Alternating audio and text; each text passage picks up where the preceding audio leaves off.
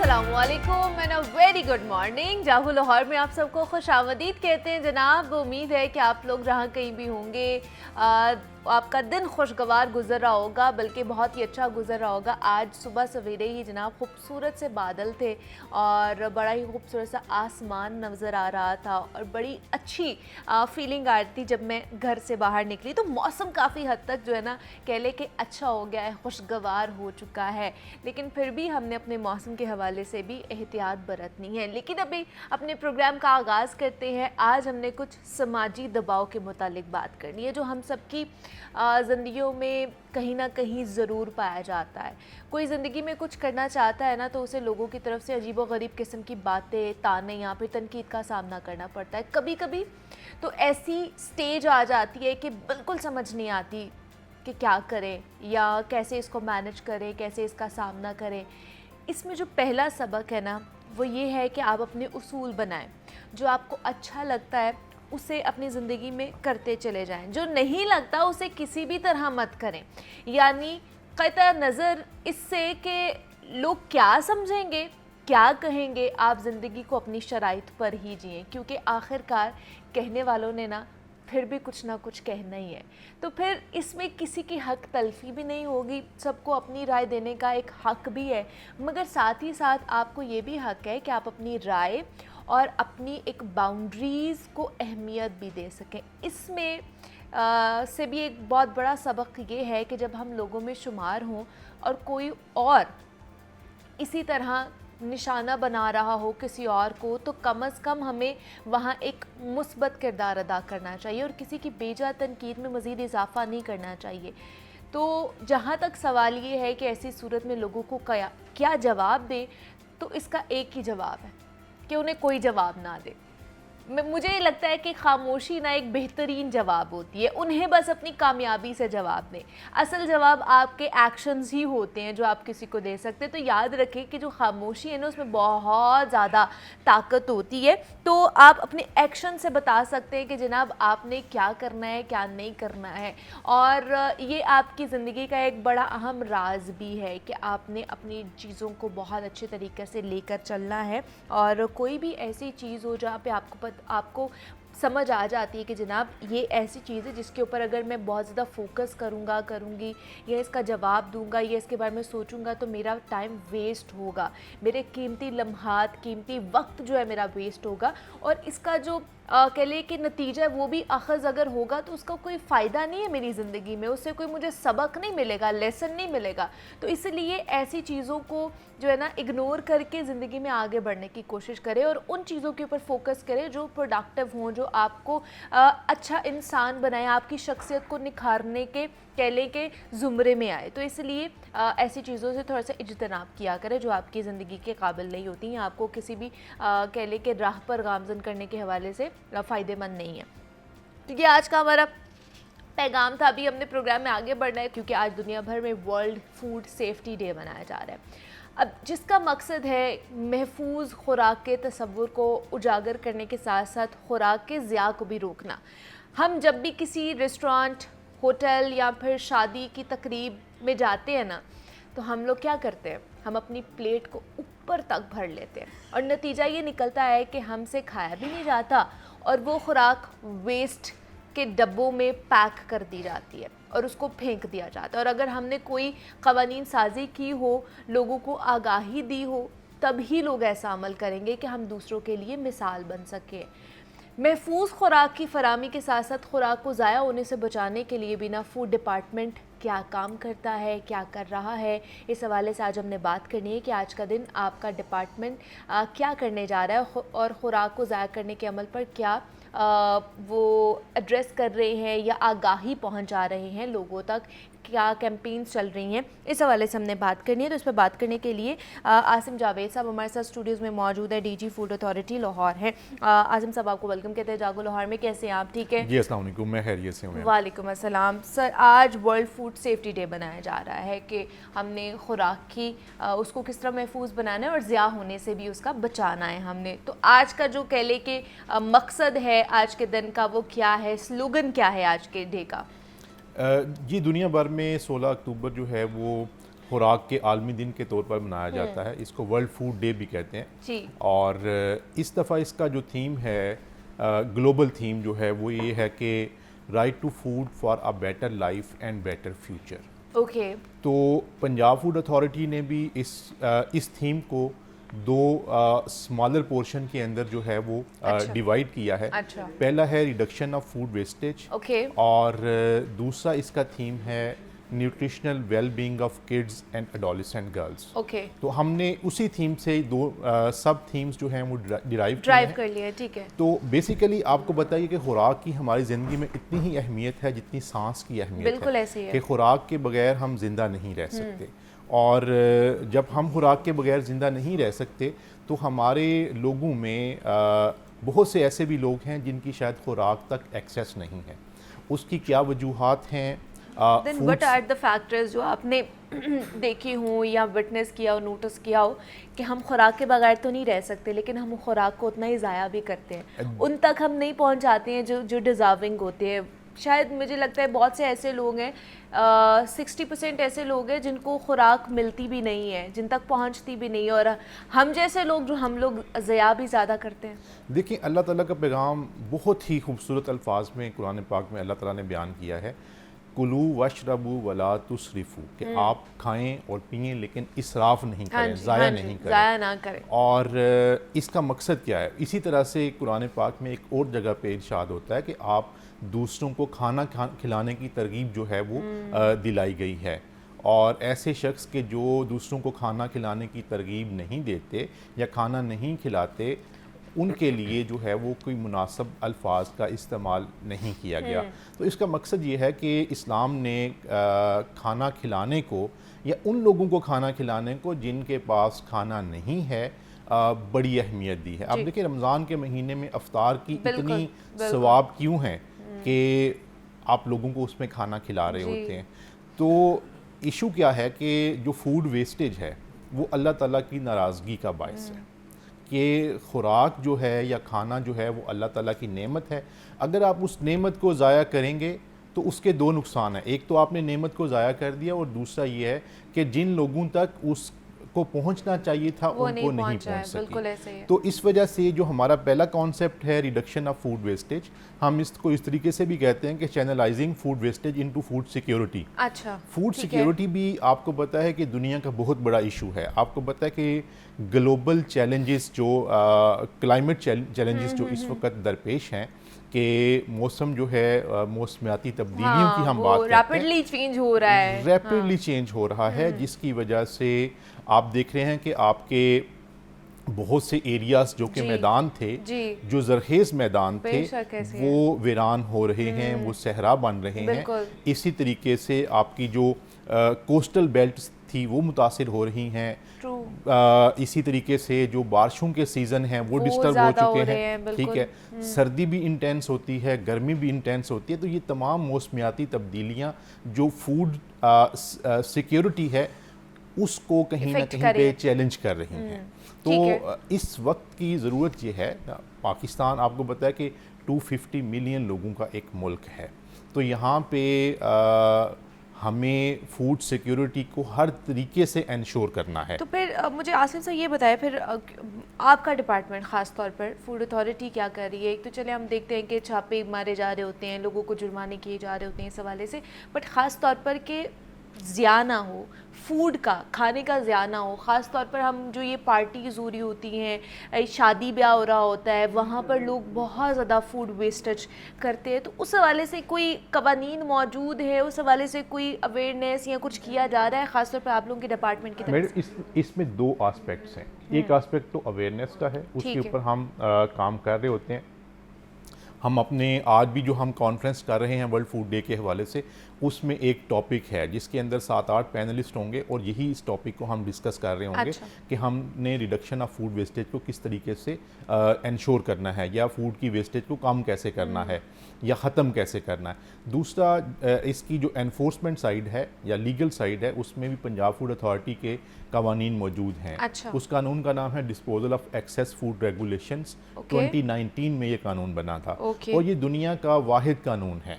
पाकिस्तान क्या आता है इसमें बेसिकली इसी तरीके से है कि जो खाना मुख्तलिफ होटल्स के ऊपर जी। या शादी हालों के ऊपर बच जाता है, हाँ, हाँ। तो उस खाने का प्रॉपर रिकॉर्ड रखा जाएगा और ओके। उनको उसको जो है, जो फिलंथ्रोपिस्ट ऑर्गेनाइजेशंस हैं, जिस तरह से अखुवत है, हाँ, जिस हाँ। तरह से अल्लाह वाले एक ऑर्गेनाइजेशन है, जी, जी। उनको जो है वो दिया जाएगा।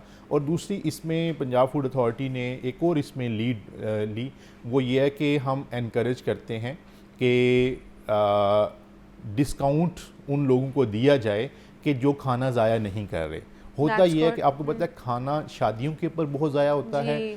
बफ़े की टेबल्स के जी, ऊपर बहुत ज़्यादा ज़ाया बिल्कुल होता ऐसे है। ही है। और ऐसा लोग इसी तरीके से अगर किसी की कोई बर्थडे पार्टीज पार्टी है, है, ठीक है, बर्थडेज है, इस तरह तो होता है। हाँ जी। उसमें बहुत खाना जो है वो ज़ाया किया जाता है। तो हमने जो रेस्टोरेंट्स हैं उनकी एसोसिएशंस के साथ भी ये मीटिंग्स की कि आप जो आपके पास बफ़े के लिए लोग आते हैं, उनको एक तरह से जिनका जो खाना ज़ाया नहीं कर रहे, उनको आप डिस्काउंट दें ताकि ओके। लोग एनकरेज हों। ठीक ठीक उससे है। खाने का ज़ाया होना जो है वो कम होगा। नहीं तो जिस तरह आप कह रहे हैं आसिम साहब कि ये लॉ है, 2019 में ये लॉ आया है इन्फोर्समेंट के हवाले से, तो इस खास तौर पर पर्टिकुलर लॉ के अंदर कोई आप लोगों ने कार्रवाइयाँ की हैं? जी मैडम, इसके हवाले से जो है ना, वो लॉ बेसिकली इसी तरह से कि जो खाना उन्होंने बचाया है उसको कहाँ पे दिया, कहाँ पे पहुँचाया उसका है? हमें वो उन्होंने उसके मुताबिक जो है ना वो एक डेटा प्रोवाइड करना होता है अच्छा। मंथली बेसिस के तो ऊपर। हुआ है ये? जी, वो हम उसको कर रहे होते हैं। और साथ साथ क्योंकि इसमें दो चीज़ें हैं ना, कि एक तो ये है कि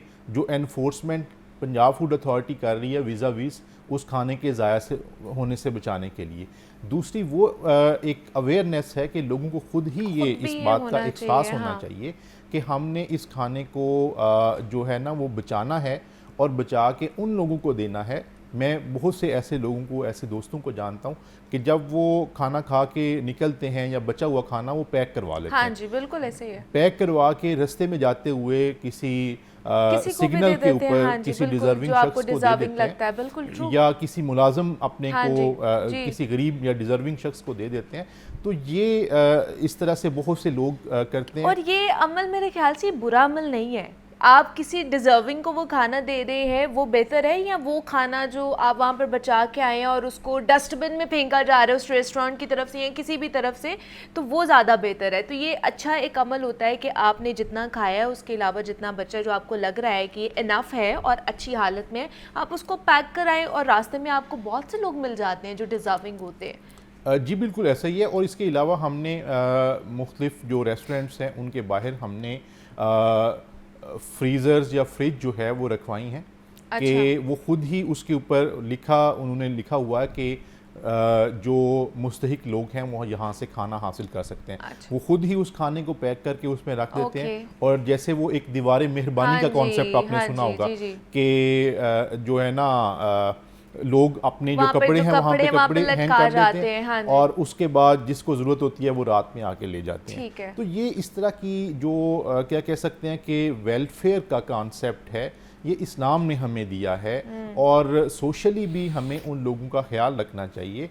खाना खिलाने की सूरत में, कपड़े प्रोवाइड करने की सूरत में, इसी तरीके से किसी अगर गरीब नादार शख्स की बेटी की शादी है जी, जी। तो वहाँ पे भी आप कंट्रीब्यूट कर सकते हैं। तो इन तमाम चीज़ों को जो है वो अल्लाह ताला ने इनका हुक्म भी दिया है और हमें इस वेलफेयर के कॉन्सेप्ट को भी जो है वो प्रमोट करना चाहिए। मतलब एजुकेट करना ज़्यादा ज़रूरी है इन लोगों को, हम लोगों को ख़ास तौर पर, कि हम लोगों ने किस तरह फ़ूड का ख्याल रखना है, फूड सिक्योरिटी और फूड वेस्टेज के हवाले से, ना कि हमें सज़ाएं और इस तरफ जाना चाहिए। जी बिल्कुल। इसका जो मेन कॉन्सेप्ट इस कानून का भी है वो ये है कि ये अवेयरनेस और मोटिवेशन ज़्यादा है बनिस्बत इसके कि जो है ना उसके ऊपर जो है ना किसी रेस्टोरेंट को बंद किया जाए। हम उनका डेटा ज़रूर लेते हैं, उनके साथ फिर मीटिंग्स करके अच्छा। उनको बताते हैं कि आपके ये इश्यूज़ हैं, आप इसको एड्रेस कीजिए, आप खाना जो है वो प्रॉपरली जिनको पहुंचाना चाहिए उन तक पहुंचाने के इक़दाम करें।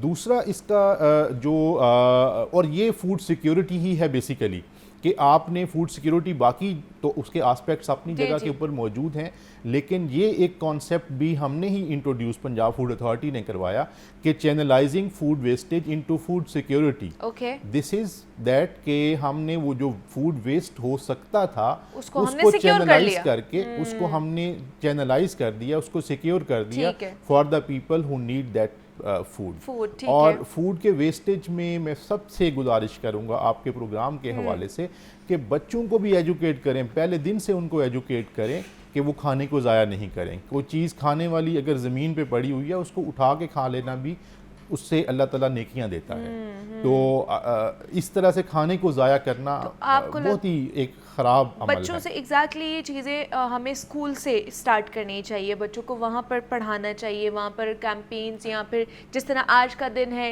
कैंप एक लगना चाहिए, वहाँ पर हमारे प्रोफेशनल्स जाने चाहिए ताकि उनको ये चीज़ें बता सके, अवेयरनेस ज़्यादा से ज़्यादा फैलाई जा सके उनके अंदर। बिल्कुल ठीक कह रही हैं, बिल्कुल ठीक कह रही हैं। ये जैसे हम बच्चों की न्यूट्रिशनल के हवाले से, उनकी ग़िज़ाई ज़रूरियात के हवाले से भी मुख्तलिफ स्कूल्स के अंदर जाके कैंप लगाते हैं, इसी तरीके से इसके हवाले से कि किस तरीके से उन्होंने फूड वेस्टेज को रिड्यूस करना है या खाने को ज़ाया नहीं करना, ये भी इंशाल्लाह हम लोग भी अपनी अवेयरनेस कैंपेन्स के ज़रिए मुख्तलिफ स्कूल्स को रीच आउट करके ये कर रहे हैं। और आज का जो हमारा दूसरा थीम है, दूसरा जो इसी ग्लोबल थीम से ही हमने सब थीम जो है वो बनाया है, वो ये है कि बच्चों की न्यूट्रिशनल वेलबींग के ऊपर और जो एडोलेसेंट गर्ल्स हैं उनकी न्यूट्रिशनल वेलबींग के ऊपर लोगों को एजुकेट करना। कि हमें ये पता होना चाहिए कि हमारे बच्चे के लिए और बच्ची के लिए कौन सी चीज़ें उसकी सेहत के लिए अच्छी हैं। हमारे बहुत से ऐसे अफोर्डिंग फैमिलीज़ होती हैं जो कि बच्चों, उनको पता है कि बच्चों को जो है ना देना क्या चाहिए, लेकिन देते वो वही हैं हाँ, कि जो अदरवाइज़ उनकी ग़िज़ाई ज़रूरियात को पूरा नहीं कर रहा होता, जिसकी वजह से बच्चे आपको नज़र आता है कि वो उतने एक्टिव नहीं हैं, वो उतने खेल के मैदानों के अंदर आपको परफॉर्म करते हुए नजर आदत नहीं अच्छी आती। नहीं होंगी, आपकी ग़िज़ा अच्छी नहीं होगी, तो फिर ये सारी चीज़ें मुख्तलिफ बीमारियों का शिकार हो जाते हैं। हमारे बच्चे जो है बहुत लथार्जिक होते हैं, उनकी परफॉर्मेंस अच्छी नहीं होती है पर स्कूल में। तो ये सारी चीज़ें आपकी ग़िज़ा से ताल्लुक़ रखती है, डायरेक्टली ताल्लुक़ रखती है। तो इसीलिए फूड सेफ्टी डे के हवाले से आज हमने बात की है। हमारे साथ आसिम जावेद साहब मौजूद है। आसिम साहब, बहुत शुक्रिया आपके वक्त का कि आप यहाँ पर आए और किस तरह आपने अपनी खुराक को ज़ाया होने से बचाना है और लॉज क्या कहते हैं इस हवाले से, उस पर हमने बात की। और जनाब अब कुछ बात कर लेते हैं मीडिया और आपकी सेहत के हवाले से। तो जदीद तर्ज़ ज़िंदगी में वर्जिश ना करने की वजह से रीढ़ की हड्डी की बीमारियाँ आम हो गई और इन बीमारियों में कमर दर्द, गर्दन के मोहरों की बीमारियाँ, टीबी, स्पाइन, ऑस्टियोपोरोसिस, रीढ़ की हड्डी का टूट जाना और इसका कैंसर भी शामिल है।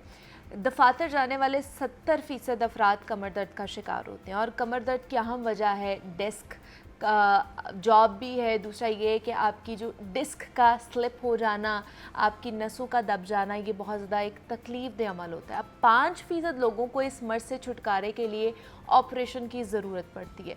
तो रीढ़ की हड्डी बढ़ने की वजह से हरा मगज़ पर भी दबाव बढ़ जाता है, तो स्पाइन को टीबी से भी ख़तरा लाहक होता है। तो आज क्योंकि वर्ल्ड स्पाइन डे मनाया जा रहा है, तो इस हवाले से हमने बात करनी है कि कौन कौन सी बीमारियां जो है वो इससे लिंक करती हैं और वो आम होती जा रही हैं, उसका इलाज किस तरह किया जा सकता है। तो इस पर बात करने के लिए प्रोफेसर डॉक्टर मोहम्मद हनीफ हमारे साथ स्टूडियोज़ में मौजूद हैं, जो कि ऑर्थोपेडिक स्पेशलिस्ट हैं। डॉक्टर साहब आपको वेलकम कहते हैं जागो लाहौर में। कैसे हैं आप? ठीक हैं जी, अल्हम्दुलिल्लाह। डॉक्टर साहब, आज क्योंकि वर्ल्ड स्पाइन डे मनाया जा रहा है तो रीढ़ की हड्डी से तो बात करेंगे। तो क्योंकि आधे से ज़्यादा हमारी पॉपुलेशन वो दफ्तरों में काम कर रही होती है, नौकरी पेशा अफराद, और उनमें सबसे ज़्यादा ये स्पाइन प्रॉब्लम्स पाई जाती हैं या कमर दर्द की शिकायत उनकी तरफ से ज़्यादा आती है। क्या इसमें वो गलतियाँ करते हैं ख़ास तौर पर नौकरी पेशा अफराद जो है? जी, बहुत अच्छा आपका इनिशिएटिव है कि स्पाइन डे पे स्पाइन की care is very very important. आपने हमेशा एक बात सुनी होगी कि फ़लाँ बंदे की कमर टूट गई कारोबार में, कि वो कारोबार का भट्टा बैठ गया तो कमर टूट गई उसकी। तो ये कॉमन यूज़ होती है एक सेंटेंस, कमर टूट जाना, कमर का रह जाना, कमर का बैठ जाना का मतलब ये है कि कमर इज़ सो इम्पोर्टेंट कि उसके बगैर आप अपनी ज़िंदगी गुजार नहीं सकते, बड़ा मुश्किल होता है जी। इसकी केयर करनी बहुत ज़रूरी है। अब उसमें 3-4 चीज़ें हैं। सिर्फ नौकरी पेशा अफराद जो हैं, जो दफ्तरों में काम करते हैं, वो इस मर्ज़ का शिकार नहीं है। इस वक्त एक बच्चे से लेके बूढ़े तक सभी इन्वॉल्व है। अच्छा। बच्चों में आप हैरान होंगे कि क्या वजह है कि वो बहुत ज़्यादा कंप्यूटर यूज़ करते हैं, मोबाइल यूज़ करते हैं, हाँ जी। तो उसकी वजह से टेक्स्ट नेक सिंड्रोम, गर्दन उनकी झुक जाती है। ओके। उसके ऊपर आप देखें तो गर्दन आप यूं करके काम करते हैं तो गर्दन के ऊपर स्ट्रेस बहुत कम होता है। और बच्चों का जैसे ये अब- ऐसे पीछे से हम भी निकलना शुरू हो वो जाता बिल्कुल है। आपकी बात सही है, वो जो हम्प निकल आता है हाँ। वो उसकी वजह ये है कि दे डेवलप काइफोटिक दामन, जो कर्वेचर है वो ख़त्म हो जाता है। Oh okay. और आप जैसे ही गर्दन झुकाती जाती हैं उतना गर्दन के ऊपर प्रेशर बढ़ता जाता जी है। बिल्कुल। तो ये बच्चों से स्टार्ट होती है। ओके। और आप सिर्फ नौकरी पेशा अफराद नहीं, जो मैनुअल वर्कर हैं, मजदूर हैं, ठीक वो है। इसका शिकार ज़्यादा होते हैं। ओके। उन्हें अंदाज़ा नहीं होता, हालांकि होना ये चाहिए, गवर्नमेंट को चाहिए कि जब भी कम से कम मजदूर जो काम कर रहे हैं उनकी ट्रेनिंग हो, पहले रिहैब स्पेशलिस्ट उनको उनका बताए कि काम आपने बड़ा सख्त होता है। हाँ वेट जी। कैसे उठाना है। जी। बिल्कुल गलत तरीके से वेट उठाना है। मैं एक बंदे से पूछता हूँ कि भाई आप की कमर तो बहुत ख़राब हुई, करते क्या हैं? कहते हैं जी मैं वेट उठाता हूँ अच्छा। और एक बोरी जो है वो 90 kg की है। ओफ। अब जस्ट इमेजिन कि अगर आप ट्रैवल कर रही हो, हाँ। डिफरेंट मैं ट्रैवल करता रहता हूँ, तो उसमें पहले एक इंस्ट्रक्शन होती है कि आपने जो बैग रखना है that must not be more than 23 kg। जी बिल्कुल। तो वजह क्या है कि 23 kg से जितना ज़्यादा आप उठाएंगे उतना आपकी कमर पे प्रेशर होगा। ओके ठीक है। और हमारे यहाँ तो कोई वो उसका कंसेप्ट ही नहीं है। आप देखें कि वो 90 kg की एक बोरी उठा रहा है, ना गवर्नमेंट को उसका कोई एहसास है, ना वहाँ पे जो उससे काम लेने वाले लोग उसको हैं खुद उनको भी कुछ तो नहीं एहसास है। एहसास ना कि उसकी सेहत कितनी कॉम्प्रोमाइज हो रही है अगर वो इस तरह का काम कर रहा है। जी, वो आखिर में जब उसे पता चलता है कि मेरी कमर ख़राब हो गई, then we can't do anything, the game is over. ठीक है। इसी तरीके से जो नौकरी पेशा अफराद हैं, अगर आप उनको देखें तो उनका सीडेंट्री लाइफ स्टाइल है। ओके। सो सीडेंट्री लाइफ स्टाइल से उनका वेट बढ़ जाता है, पेट आगे निकल आता है, और वज़न बढ़ने से जो कमर के ऊपर प्रेशर है वो वो बहुत भी ज़्यादा कम हो डेवलप हो जाता जाता है। है। क्या एक पोस्चर भी है कि हम लोग अच्छे तरीके से बैठते नहीं है, पोस्चर हमारा ठीक नहीं है बैठने का? बिल्कुल सही कहती हैं आप कंप्यूटर पे काम कर रहे हैं, अगर झुक के काम कर रहे हैं, अगर यूं करके काम कर रहे हैं, तो this is very bad posture. Okay. तो होना ये चाहिए कि हमें जो कमर का कर्वेचर है हाँ हाँ। उसको हमें ऑब्जर्व करना चाहिए। तो कैसे उसको ठीक बैठना रखना चाहिए हमारे देखने वालों को बताएं, बिकॉज एक तो नॉर्मली बैठे हुए होते हैं लेकिन हमें लगता है कि जनाब हमारी कमर वैसे थक जाएगी, हमें आगे होके बैठना चाहिए। अच्छा, इसमें इम्पोर्टेंट इज़ कि जो आपकी बैक है ना वो स्ट्रेट होनी चाहिए। ओके। बहुत सारे लोग यूं करके बैठते हैं, हाँ जी। कुछ यूं करके बैठते हैं, हाँ तो ये बिल्कुल गलत तरीके हैं बैठने के। ठीक है। कमर स्ट्रेट होनी चाहिए, और जो लंबर एरिया है पीछा, ये आपने यहाँ पे एक कुशन रखा हुआ है जी, मैंने, जी। तो this is very good. Okay. ये आपने कुशन रखना है यहाँ पे ठीक पीछे, है। और ये कुशन मिल जाता है, डिफरेंट कंपनीज जी इसकी जी बनाती हैं, जो हाँ बैक जी। सपोर्ट है, मेडिकेटेड भी होते हैं, ये तो नॉर्मल वाले हैं। आप अगर आपको बहुत प्रॉब्लम है आप मेडिकेटेड भी रख सकते हैं। मेडिकेटेड रखे हैं जी। आप। तो चेयर के अंदर अलहदा से है और गाड़ी के अंदर अलहदा से। जी बिल्कुल ऐसे ही है। तो हमें गाड़ी के अंदर भी हमें ये रखना है, ठीक है। और जो कंप्यूटर चेयर है उसके ऊपर रखें, आप है। जो वर्किंग चेयर है उसके ऊपर रखें। अच्छा, वर्किंग चेयर किस तरह की होनी चाहिए? अगर हम लोग ऑफिस में बैठे हुए हैं तो हमारी वो जो चेयर है वो किस तरह, हम लोग तो चाहते हैं कि बड़ी रिलैक्स वाली, रिलैक्सिंग हमारी चेयर होनी चाहिए, बड़ी सॉफ्ट सी होनी चाहिए। चेयर होनी किस तरह की चाहिए कि कमर की प्रॉब्लम आपकी ना हो? देखिए, उसके लिए जो स्पाइनल कर्वेचर अगर हम देखें तो ये स्ट्रेट नहीं है स्पाइन हमारी। हाँ जी ठीक बिल्कुल। है, अगर आप देखें तो ये सांप की तरह यूं यूं करके बिल्कुल बिल्कुल ऐसे ही है। और है। नीचे जो लंबर एरिया है उसमें लॉर्डोसिस होती है आगे की तरफ, हाँ तो इसलिए हम ये पीछे रखते हैं ताकि ये नीचे वाला हिस्सा जो है ये आगे की तरफ लॉर्डोज हो। Okay okay. अगर इसको हम बेंड कर लेते हैं गलत पोस्चर में और इसको स्ट्रेट कर लेते हैं तो फिर बैक पेन स्टार्ट हो जाएगा। अच्छा। सो एक्चुअली जो बैलेंस है ना, balance is very important for the spine. Spine के आपकी जो हेड है ये बैलेंस होना चाहिए बॉडी के ऊपर। इवन मैं आपको बताऊं कि डॉक्टर्स का पोस्चर बड़ा गलत होता है। अच्छा, डॉक्टर्स का अपना पोस्चर इवन फिजिशियन को नहीं पता कि हमने किस पोस्चर में बैठना है, ठीक है। और प्रेस्क्रिप्शन किस पोस्चर में देना है, वो यूं झुक के जी, लिख वो रहे झुक होते कर हैं, लिख रहे होते हैं। बिल्कुल और बिल्कुल गलत है। आप नोट कीजिएगा बहुत सारे डॉक्टर्स कैसे जी होते जी हैं। ऐसे ही है। इसी तरीके से जो सर्जन्स हैं उनका पोस्चर बड़ा गलत होता है, और समटाइम्स वो गर्दन झुका के और कमर बेंड करके स्टिचिंग कर रहे होते हैं, ऑपरेशन कर रहे होते हैं। तो मैं अपने असिस्टेंट को या अपना जो ओटी है उसको साथ खड़ा रखता हूँ कि मेरा पोस्चर देखते रहो, क्योंकि ऑपरेशन के दौरान आपको एहसास नहीं होता आपका पोस्चर क्या है। So back is so important कि एक दफ़ा बैक पेन स्टार्ट हो गई तो फिर उसने बड़ी मुश्किल से आपकी जान छोड़नी। अच्छा, अब जैसे आपने कहा कि एक दफ़ा बैक पेन आ गई, आपको कमर का दर्द शुरू हो गया, तो ये क्या लाइफ लॉन्ग प्रॉब्लम है या इसका इलाज अब है? आ, बिल्कुल है इसका इलाज। ठीक है। तो समझने की बात यह है कि जब एक्यूट पेन होता है, जो फौरी दर्द है, उसको अगर आप सही तरीके से ट्रीट कर लें तो मेरा नहीं ख्याल कि वो क्रॉनिक पेन में जाए। जब आप एक्यूट पेन को सही तरीके से ट्रीट नहीं करते तो वो ऐसा ऐसा क्रॉनिक पेन की तरफ चला जाता है, और जब वो क्रॉनिक पेन हो जाता है, पुराना दर्द शुरू हो जाता है, तो फिर वो बड़ी मुश्किल से ट्रीट होता है। तो होना ये चाहिए कि जो एक्यूट पेन है उसको हम फिजियोथेरेपी, सबसे पहले तो लाइफस्टाइल मॉडिफिकेशन है कि आप देखें कि अपनी लाइफस्टाइल की वजह से तो उसको नहीं ख़राब कर रहे हैं। आपका वेट बढ़ गया हुआ है, पेट आगे निकला हुआ है, कमर के ऊपर प्रेशर ज़्यादा है, सीडेंट्री लाइफस्टाइल है, एक्सरसाइज नहीं करती हैं लेडीज़, एक्सरसाइज नहीं कर रही, जी बिल्कुल, जेंट्स एक्सरसाइज नहीं कर रहे, लेडीज़ बेचारी बैठी हुई हैं घर के अंदर ही, घर से बाहर निकलना नहीं है। अच्छा, दूसरा डॉक्टर साहब हमारे ये मुझे ये बताएं कि क्या कमर दर्द के लिए कोई मखसूस उम्र का भी कोई मामला है? बिकॉज ज़्यादातर हमारा माइंडसेट ये है कि जी 40 साल क्रॉस कर जाते तो उसके बाद आपको कमर दर्द शुरू हो जाती है। आजकल मैंने नौजवानों में भी देखा हुआ है कि वो 40 साल से पहले ही उनकी कमर दर्द होना शुरू हो जाती है। तो कोई मखसूस उम्र है कि इससे कोई रिलेट नहीं करती है कमर दर्द? नहीं, बिल्कुल उम्र के साथ इसका रिलेशन है बिटवीन 40 टू 70 ईयर्स।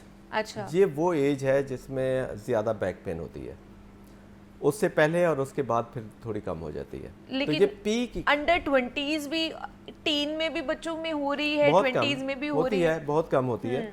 उसकी वजह क्या है? वजह यही है कि आप जो जंक फूड देते हैं बच्चों को, और घर के अंदर उनकी जो गेम है वो सिर्फ कंप्यूटर फोन है या मोबाइल फोन। मैं बेटे से पूछ रहा था जी आपने आज कोई गेम की? उसने कहा जी हाँ पापा मैंने 2 घंटे क्रिकेट खेली है। अच्छा, तो उससे छोटा जो था उसने कहा जी क्रिकेट इसने मोबाइल के ऊपर खेली है।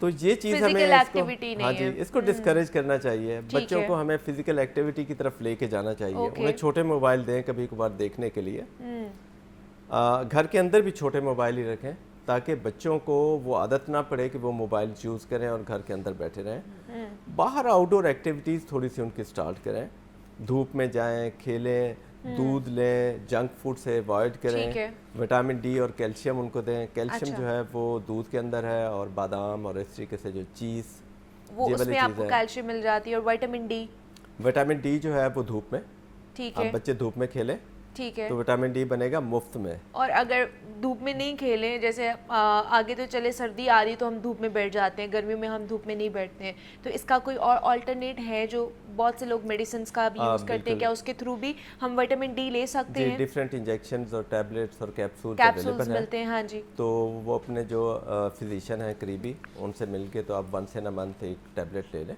तो मेरा ख्याल है कि वो आपकी विटामिन डी की जो रिक्वायरमेंट है वो पूरी रहेगी, वो पूरी हो जाती है। अच्छा, दूसरा मुझे ये बताइए कि क्या मोहरों का प्रॉब्लम भी इसी से रिलेट करता है? कमर दर्द से ही शुरू होता है मोहरों का प्रॉब्लम भी? और क्या मोहरों का अगर प्रॉब्लम आपको हो गया तो उसका क्या ऑपरेशन करवाना चाहिए, लाजमी है?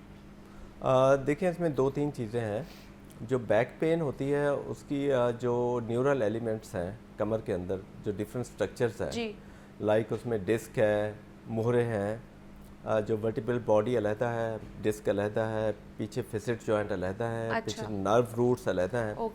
वो इन सब की प्रॉब्लम्स की वजह से बैक पेन, सबसे पहले हमें ये देखना होता है कि उसकी वजह क्या है, कमर दर्द की वजह क्या है। अगर वर्टिब्रल बॉडी कोलैप्स है कि जो मोहरा है वो फिस गया है बिकॉज ऑफ ऑस्टियोपोरोसिस, लाइक 50 के बाद जैसे लेडीज़ में हड्डियों का भुरभुरापन आ जाता है, मेनोपॉज आ जाते हैं, तो उसमें फिर हड्डियों का भुरभुरापन स्टार्ट हो जाता है, तो ऑस्टियोपोरोटिक कोलैप्स हो जाता है। जब वर्टिब्रल बॉडी कोलैप्स होती है तो हमें देखना होगा कि उनको हमें ट्रीटमेंट उससे पहले देनी होगी।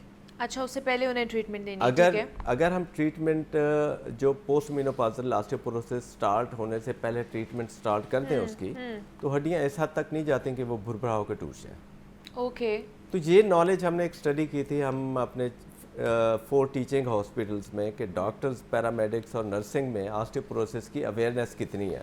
अच्छा, so it was very poor. तो लेकिन क्या मोहरों का फिर ऑपरेशन करवाना चाहिए कि नहीं करवाना चाहिए? देखें, जब मोहरा फिस जाता है तो उसका फिर ऑपरेशन, एक आजकल तो बड़ा मॉडर्न टेक्निक से हम कर रहे हैं ऑपरेशन, कि एक सुई डाल के उससे हम उसके अंदर सीमेंट इंजेक्ट कर देते हैं और सीमेंट इंजेक्ट करने से उसकी अच्छा। हाइट रिस्टोर हो जाती है, ओके पेन ख़त्म हो जाती है and the patient is back to his normal routine activities of life. Okay. और ये तो मतलब 1 सेशन में ही होता है या आपको ये ये 1 दोबारा से आपको करना फॉलो अप करना पड़ता है? नहीं, 1 सेशन में हो जाता है ये।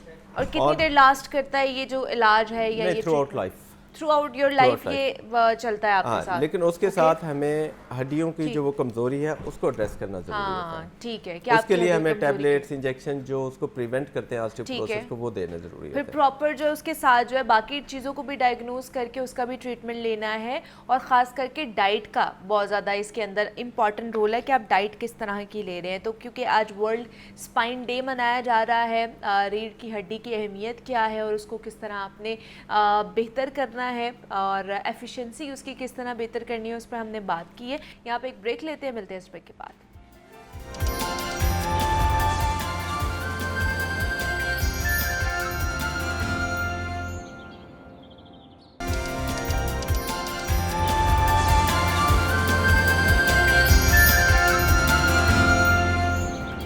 वेलकम बैक टू जागो लाहौर। और जनाब अब कुछ बात कर लेते हैं हमारे सेगमेंट के हवाले से, जिसमें आज हमने एनेस्थीसिया डे के ऊपर बात करनी है। पहले हमने बात की है वर्ल्ड स्पाइन डे हवाले से।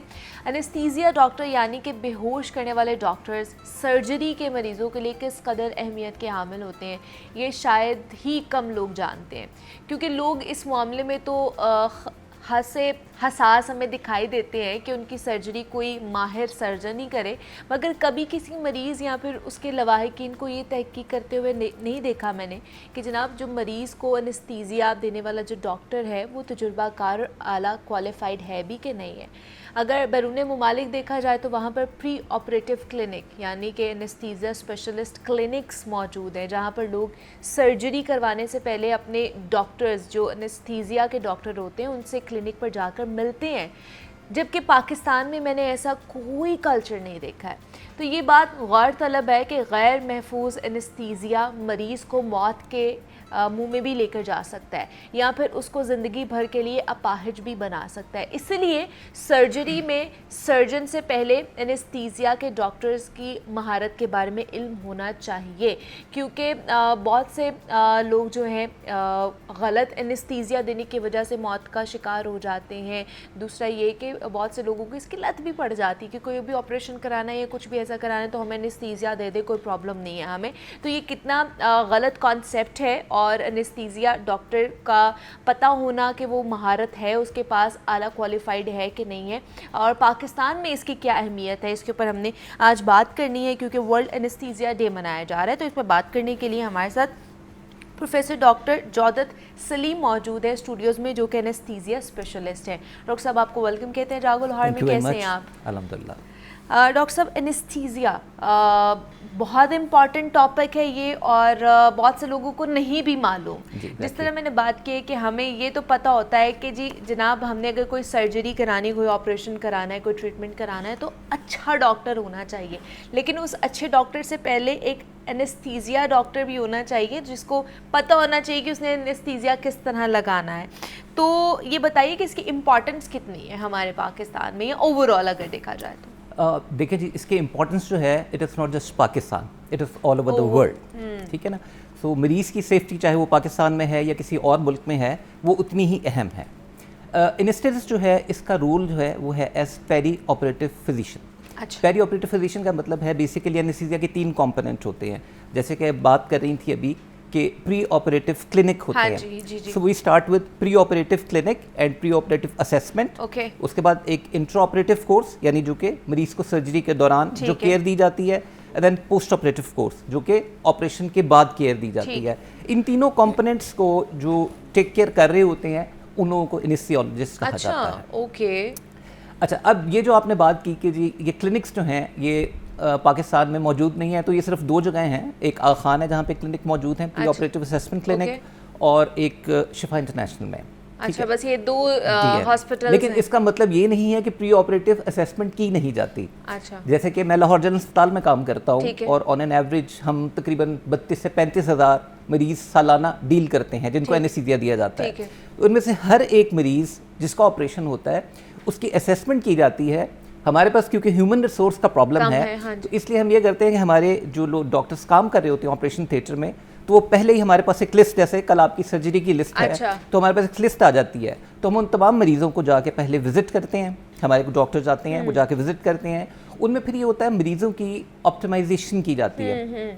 ऑप्टिमाइजेशन से मुराद ये है कि कोई मरीज़ है जिसको दिल की तकलीफ़ है, सांस की तकलीफ़ है, कोई और जिगर का मसले हैं, तो उनको इस हद तक काबिल बनाया जाए कि उनको एनेस्थीसिया जो है सेफली प्रोवाइड किया जाए। अच्छा, ठीक है, anaesthesia and surgery is a package. Okay, ठीक है, इसमें एक मरीज़ आपके पास आ रहा है जो कि सेहतमंद है, जो एक सर्जरी के लिए आया है, आपने उस मरीज़ को उसी हालत में या उससे बेहतर हालत में आपने वापस लवाकीन को देना होता है। सो इसमें सबसे इंपॉर्टेंट चीज़ जो है वो pre operative assessment, okay, and then the very important component is the risk stratification. Risk stratification basically क्या होता है कि ये एविडेंस बेस्ड कुछ हमारे पास ऐसे यानी स्कोरिंग सिस्टम है जिससे हम ये बता सकते हैं कि मरीज़ जो है उसको पोस्ट ऑपरेटिव पीरियड के अंदर क्या को कॉम्प्लिकेशन हो सकती है, ठीक है, या ऐसा है कि मरीज़ को डायरेक्टली हमें को आईसीयू में शिफ्ट करना पड़ेगा, ठीक है, या उसको वेंटिलेटर की ज़रूरत पड़ जाएगी, या ये कि सर्जरी जो है, सर्जरी की नौयत मुख्तलिफ है, आधे घंटे की भी होती है सर्जरी, 5 घंटे की भी होती है, 15 घंटे की भी होती है, तो उनके लिहाज से एनेस्थीसिया को मॉडिफाई दिया जाता है।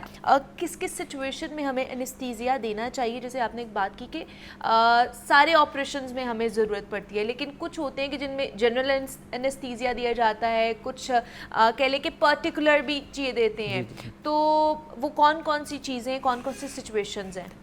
देखिए, एनेस्थीसिया की ब्रॉड अगर आप क्लासिफिकेशन करते हैं तो इनको हम 2 हिस्सों में डिवाइड करते हैं। एक हिस्सा तो वो है जिसमें आप जनरल एनेस्थीसिया कहते हैं, यानी जिसमें पूरा मरीज़ जो है उसको आप बेहोश कर देते हैं और आप उसकी वो यानी उसके सेंसेस जो है उनको कट ऑफ कर दिया जाता है totally, and he is asleep, he or she is asleep. ठीक है, जो भी सर्जिकल प्रोसीजर है वो उसके दौरान पूरा हो जाता है। ठीक है। एक सी दूसरी कैटेगरी है जिसको आप रीजनल एनेस्थीसिया बोलते हैं। रीजनल एनेस्थीसिया के फिर आगे 2 कंपोनेंट है। एक को हम आप यानी कह लें कि इसमें हराम मगज़ के अंदर हम जो है उसके अंदर, अच्छा, नॉट एग्जैक्टली हराम मगज़, उसके अराउंड जो फ्लूइड होता है या उसके अराउंड जो कैविटी होती है वहाँ पे उसमें हम एक ड्रग इंजेक्ट करके, वो जो बैक पे इंजेक्शन लगाया जाता है, हाँ जी, स्पाइनल उसको हम बोलते हैं, ठीक है ना, तो उस पे हम नीचे का जो धड़ है उसको जो है ना आप सुन कर देते हैं टेम्परेरीली 3 घंटे 4 घंटे के लिए, ठीक है, और उसके अंदर जो नीचे टांगों का ऑपरेशन है, जैसे बहुत सारे ऑर्थोपेडिक के ऑपरेशन हैं वो हम इस तरीके से कराते हैं। इसी तरह कुछ तरीके ऐसे हैं जिसके अंदर आप कुछ खास नसें हैं उनको ब्लॉक कर देते हैं। जैसे आप कंधे की बात करें तो यहाँ से जो नस निकल रही होती है आप उसको ब्लॉक कर देते हैं, और आपका मरीज बाकी जाग रहा होता है, कंफर्टेबली उसकी सर्जरी जो है यहाँ पे उसके बाजू के ऊपर, तो इस तरीके से इसको लोकल एनेस्थीसिया या पेरिफेरल नर्व ब्लॉक्स जो हैं वो बोलते हैं। तो ये डिफरेंट कैटेगरीज हैं। इसके लिए देखा यह जाता है कि मरीज की सर्जरी क्या है, इसके अलावा मरीज जो है उसका ऑपरेशन कौन सा होना है, सर्जन की एक्सपर्टीज क्या है, एनेस्थेटिस्ट की एक्सपर्टीज क्या है, क्योंकि ये ब्लॉक जो हैं ये जिसको हम रीजनल ब्लॉक बोलते हैं, ये आजकल आप कहने के बहुत ज़्यादा इन हो गई हैं, और इसके साथ ये है कि आप शायद सुन के हैरान होंगी कि इनको हम अल्ट्रासाउंड से लगाते हैं। अच्छा जी, वाह जी वाह। हाँ जी, तो क्योंकि आपके लिए शायद रेडियोलॉजिस्ट तक अल्ट्रासाउंड का यूज़ कन्फाइंड था, लेकिन इस वक्त जो एनेस्थीसियोलॉजिस्ट हैं उनको ये कहा जाता है कि उनकी नई स्टेथोस्कोप जो है वो अल्ट्रासाउंड है। ओह वाह, मतलब इसमें भी कह ले कि एडवांस टेक्नोलॉजीज आ चुकी हैं एनेस्थीसिया के अंदर भी। तो लास्टली क्या पैगाम देना चाहेंगे डॉक्टर साहब? मैं आपके प्रोग्राम के तवज्जुह से अपनी पब्लिक को एक जो पैगाम देना चाहूँगा कि जब भी आप किसी सर्जरी के लिए जाएं, ठीक है, तो आप क्या करते हैं, you try to find the best surgeon, ठीक है ना, but you don't look for the best anaesthetist in town. So ज़रूर पूछें कि आपका एनेस्थेटिस्ट जो है वो क्वालिफाइड है, नंबर 1, नंबर 2 एक्सपीरियंस्ड है, ठीक है। एक तो ये पैगाम देना चाहता हूँ। दूसरा पैगाम जो मैं आपके प्रोग्राम के तवज्जुह से गवर्नमेंट को देना चाहता हूँ कि एनेस्थीसिया के डॉक्टर्स जो हैं वो आजकल बहुत कम है हमारे पास, और इतनी रेनोवेशन हुई हैं, इतनी बड़ी बड़ी बिल्डिंग्स बनी हैं, खड़ी हो गई हैं, लेकिन वो बिल्डिंग कैसे चलेगी जब तक हमारे पास ह्यूमन रिसोर्स नहीं होगा। तो जब तक हमें ह्यूमन रिसोर्स नहीं मिलेगा हम क्वालिटी सर्विस नहीं दे सकेंगे, क्योंकि आप अगर हम, जैसे मैं पब्लिक सेक्टर हॉस्पिटल में काम करता हूँ, LGH में काम करता हूँ, इसी तरह मुझे जिना अस्पताल का भी पता है, मेयो अस्पताल का भी पता है, हम तकरीबन 30 से 40 हज़ार मरीज सालाना ऑपरेट कराते हैं, और कोविड से पहले शायद ये 50,000 तक भी थी। सही, ठीक लेकिन है। सब हर चीज़ ह्यूमन रिसोर्स के साथ पॉसिबल है। बिल्कुल ऐसे ही है, डॉक्टर्स नहीं होंगे या प्रोफेशनल्स नहीं होंगे तो फिर वो काम और कैसे फिर ये होगा? है कि हमारे मैं आज भी बताऊं आपको, सिविल अस्पताल में अभी रिटायर्ड 2 प्रोफेसर्स को लगाया गया है। हाँ। जिन्ना अस्पताल में एक रिटायर्ड प्रोफेसर को लगाया गया दोबारा है, से उन्हें बुला लिया दोबारा गया से है, because बुलाया हमारे गया पास है। डॉक्टर्स नहीं है, हमारे पास प्रोफेशनल्स नहीं जी है हाँ। कि जो काम कर रहे हैं, और या तो ब्रेन ड्रेन होता जा रहा है, यहाँ पर लोग इस साइड पर आना ही छोड़ गए हैं बिकॉज उन्हें फैसिलिटेट नहीं किया जाता लोग है। आ रहे हैं, हाँ, facilitation required है। Facilitation का प्रॉब्लम है। जी, ठीक है, डॉक्टर प्रोफेसर डॉक्टर जौदत सलीम साहब हमारे साथ मौजूद है। डॉक्टर साहब, thank you so much for coming here. और जनाब, अब कुछ बात करनी है हमने मौसीकी के हवाले से, और मौसीकी के हवाले से आपको गेस्ट से भी बात करानी है। कह लें कि न्यू टैलेंट है और उभरते हुए सितारे हैं पाकिस्तानी म्यूज़िक इंडस्ट्री के, जिनसे आपकी मुलाकात करानी है। और बहुत ही खूबसूरत आवाज़ है। मगफरा इजाज़ हमारे साथ स्टूडियोज़ में मौजूद हैं, जो सिंगर हैं, और उनके साथ हमें आमिर अब्बास ने भी ज्वाइन किया है। वो भी सिंगर है, कंपोज़र हैं, म्यूज़िक प्रोड्यूसर भी हैं। तो इन दोनों से आपकी मुलाकात कराते हैं, उनकी जर्नी के बारे में जानेंगे, और उनका जो नया गाना आ रहा है वो भी उनसे सुनेंगे। तो मगफिर, आपको वेलकम कहते हैं जागो लाहौर में। कैसी हैं आप? ठीक मैं है, ठीक हूँ, आप कैसी हैं? मैं भी बिल्कुल ठीक ठाक। और आमिर, आपको भी वेलकम कहते हैं जागो लाहौर में। कैसे हैं आप? ठीक है, मैं आप ठीक भी? हूँ, आप कैसे हैं? मैं भी बिल्कुल ठीक ठाक। तो मगफिर, आप इसे स्टार्ट करते हैं। नया गाना आ रहा है, क्या है गाना और कब रिलीज़ करने जा रही है? रिलीज इन अ वीक और 2। नाम इसका पछतावा है। इट्स अ अच्छा। Sad love song. तो उसमें बेसिकली मेरी और आमिर की बात हो रही है, like he is regretting leaving me, अच्छा। एंड मैं उनको मतलब आई एम टॉन्टिंग हिम। अच्छा। हाँ, तो मतलब it's a sad love song. अच्छा जी। ठीक है। तो आमिर, कैसा आपका पूरा इस एक्सपीरियंस रहा मगफिरा के साथ? बहुत अच्छा एक्सपीरियंस है, और this is not the first song. इससे अच्छा। पहले हमारा भी रिसेंटली एक T20 वर्ल्ड कप पे स्पोर्ट्स के हवाले से सॉन्ग आया था, दे दनादन। अच्छा, जी। ठीक तो है। अभी ये सेकंड सॉन्ग है, तो बहुत अच्छा एक्सपीरियंस रहा इसके साथ, माशाल्लाह। चलें, दैट्स गुड। तो थोड़ी सी अपनी जर्नी के बारे में बताएं, कब से सिंगिंग कर रहे हैं? I have sing a lot of song for the sports. अच्छा। I think I am the first singer जिसने कि स्पोर्ट्स के लिए बहुत सारे गाने गाए हैं। इफ़ अच्छा। You remember that game on है, जी जी। वो मेरा सॉन्ग है। उससे पहले चैंपियंस था, अच्छा। फिर कोयटा ग्लैडिएटर्स के लिए मैंने गाए हैं काफ़ी वाह जी सॉन्ग्स। वाह। सो नहीं तो ये स्पेसिफिकली स्पोर्ट्स के लिए क्यों, या स्पोर्ट्स के ऊपर ही क्यों? जॉनरा ये पसंद है क्या? हाँ, मुझे लगता है कि स्पोर्ट्स के लिए अभी तक कोई भी सिंगर पाकिस्तान में नहीं गा रहा है। अच्छा। तो मुझे लगता है यार कि एक मेरी स्ट्रेंथ है ये बहुत अच्छी। तो ये मेरा एक जो चैंपियन सॉन्ग था, ये मैनचेस्टर लीग के लिए सिलेक्ट हुआ था। तो मैंने कहा नहीं यार, मैं पाकिस्तान के लिए करूँगा इसको। ठीक है, चलें, दैट्स गुड। आपको लगा कि यहाँ पर एक स्पेस खाली है, यहाँ पे मैं इसको फुलफिल कर सकता हूँ। चलिए, दैट्स गुड। तो मगफिरा, आपका जॉनरा क्या है? सारा हाँ, मैं सब कुछ गाती हूँ। गा लेती आई हैं? स्टार्टेड वर्किंग विद आमिर, मतलब हमें ऑलमोस्ट 1 ईयर हो रहे हैं। सो ही इज़ माई ऑफिशियल मतलब म्यूज़िक प्रोड्यूसर, और ठीक। इनके साथ मैं पहले भी मतलब अभी रिसेंटली जैसे बताया भी ऑनर भी है दे दनादन। सो एंथम गेम बड़ी स्ट्रॉन्ग है इनकी। एंड मेरी खुद की जर्नी तो मतलब it's been 8 to 10 years music की, बट ये मेरा फर्स्ट लव सॉन्ग है। अच्छा, के साथ। जी। ठीक है। तो मगफिरा, जिस तरह आपने बताया कि 9-10 साल हो गए हैं आपको इस म्यूज़िक इंडस्ट्री में आए हुए, बिल्कुल। तो अभी तक कितने ट्रैक्स, टोटल कितने ट्रैक्स याद है कि कितने गा लिए? मेरे खुद के जो ऑफिशियल हैं, रिसेंटली एक हम थी, उसके बाद फिर मैंने इनके साथ एंथम किया है, and this is my third basically music project official. अच्छा। लेकिन आई बीन अ परफॉर्मर, मतलब बचपन से परफॉर्म कर रही हूँ, कॉन्सर्ट्स करती हूँ, अपीयरेंसेस सीखा भी हैं। खुद ही है आपने, हाँ, या कहीं से सीखा है प्रोफेशनली? नहीं, सीखा नहीं है, बिल्कुल नेचुरल है। बट ये कि गले को हमेशा मतलब एक्टिव ज़रूर रखा है मैंने, नॉन स्टॉप, मतलब गैप नहीं दिया है। So I have been performing since as long as I remember. तो इस तरह से है। लेकिन बड़ी बात है कि रॉ टैलेंट मतलब इतना अच्छा है तो हमारे आपने पाकिस्तान कहीं से में। सीखा है आमिर, प्रोफेशनली? हाँ, मैंने- कहीं से क्लासेस ली हैं आपने? मेरे जो टीचर थे, he was the best pianist in the Asia. अच्छा। फिर मैं लंदन में काफ़ी देर रह के, तो वहाँ से फिर मैं ट्रेनिंग लेके आया था म्यूज़िक की। लेकिन सिंगिंग एक हादसाती सिंगर मतलब होता है ना कि यार कि सिंगर अगर गा रहे हैं ना, तो कुछ चीज़ें होती हैं जो कि सिंगर्स की कंपोजर्स को नहीं पसंद होती। जैसे कि अभी साहर अली बगा गा रहा है, तो मुझे मतलब हम लोग इकट्ठे काम करते रहे हैं काफ़ी ठीक अर्सा, है, ठीक है। तो अच्छा लगा यार कि ये गा रहा है। तो मैंने भी डिसाइड किया यार कि मुझे मतलब एक स्किल है तो इसको इस्तेमाल करना चाहिए। हाँ, पॉलिश करना चाहिए, हाँ। इसके ऊपर काम करना चाहिए। तो चलिए जी, इनका जो नया गाना है वो सुन लेते हैं और मौसीकी का तड़का भी लगा लेते हैं अपने शो में। जनाब बहुत ही अच्छा है, बहुत ही कह लें कि एक दूसरे को ताने मारे जा रहे थे कि ये होता तो ये हो जाता, ये होता बिल्कुल तो ये हो एग्जैक्टली। जाता। तो हमारा मतलब बेसिकली थॉट भी यही था, हाँ। यानी मगफरा का आइडिया था कि अगर ये बना लिया है तो व्हाई नॉट आमिर आप इसका जवाब मुझे दे। हाँ, पहले हमने इसका सोलो ही बनाया था, मतलब मेरा ना। अच्छा, ठीक है। तो फिर मैंने कहा कि अगर इसके मतलब इसके आगे जवाब भी आता है लड़के का, तो वो एक मजे की चीज बन जाएगी। हाँ, तो इसकी मतलब कुछ दोनों साइड से जो ना कनेक्ट किया हाँ, जा connect रहा है। ये सही वैसे आपने किया है। हाँ तो इसके अलावा भी सॉन्ग्स आ रहे हैं, ट्रैक्स आ रहे हैं जिसके ऊपर हाँ वर्किंग की बिल्कुल जा रही है। बिल्कुल बिल्कुल ऐसा ही है। एंथम्स पे मजीद काम कर रहे हैं इंशाल्लाह, ठीक है। आगे और जो कुछ, क्रिकेट आपका सीजन मतलब आ रहा है उसके लिए कमर्शियल सॉन्ग भी हैं, एक अच्छा। दोस्ती पे सॉन्ग है वो ठीक कर रहे हैं। वो इंशाल्लाह अच्छा। जल्दी। इसी तरह मतलब कुछ ना कुछ प्रोजेक्ट्स चल रहे हैं। पाइपलाइंस कुछ- में हाँ, कुछ प्रोजेक्ट्स हैं जिनके ऊपर वर्किंग चल रही है। चले जी, thank you so much for coming here Aamir, thank you. आप यहाँ पर आए और फिर आपका भी बहुत शुक्रिया कि आप यहाँ पर आए। Best of luck for your future. And ये जो आप लोग नया सॉन्ग रिलीज करने जा रहे हैं बहुत अच्छा है, हमारी बेस्ट विशेज आपके साथ हैं। यहाँ पे एक ब्रेक लेते हैं, मिलते हैं इस ब्रेक के बाद।